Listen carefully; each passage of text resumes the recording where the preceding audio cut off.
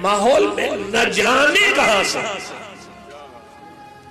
آیا یہ سب جو 13 یا 14 یا 12 شعبان کو ہوتا ہے جسے عرفہ کہا جاتا ہے.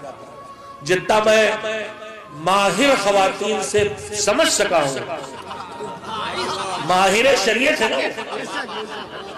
اس سے میں سمجھا ہوں کہ اس میں فاتحہ یا مجلس جو کچھ بھی ہوتا ہے ان کا خیال یہ ہے کہ ابھی تک روحیں معلق تھی، ان کی جگہ معین نہیں ہوئی تھی، عرفہ کے دن الاٹمنٹ ہو رہا ہے. میں یہ سمجھا یہ رحمت پروردگار کے خلاف تصور ہے اور اس کی مذہب میں کہیں کوئی جڑ نہیں ہے، خالص رسم ہے.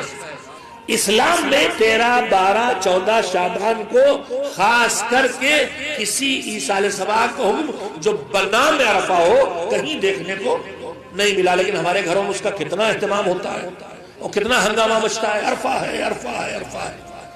اسی طرح سے اسلام نے ایصال ثواب کی نہ کوئی تاریخ رکھی ہے نہ کوئی دن رکھا ہے. اب یہ کہاں سے شریعت آ گئی کہ 40 دنوں سے پہلے ہونا چاہیے اور عرفہ سے پہلے 40واں اور 40ویں سے پہلے عرفہ نہ جانے کیا کیا. اگر اس کا کوئی حقیقت سے تعلق ہو، دین سے تعلق ہو تو ہم جیسے کو پتہ بھی چلے. اور جب وہ ذہن خواتین کا اجاگر کیا ہوا ہے جس کا مذہب سے کوئی رشتہ نہیں، تو آپ کو سمجھنا چاہیے میرے عزیزو، مولا کہہ رہے ہیں کہ میں سب کمیاں برداشت کروں گا مگر عقل کی کمی تم سے برداشت نہیں کروں گا.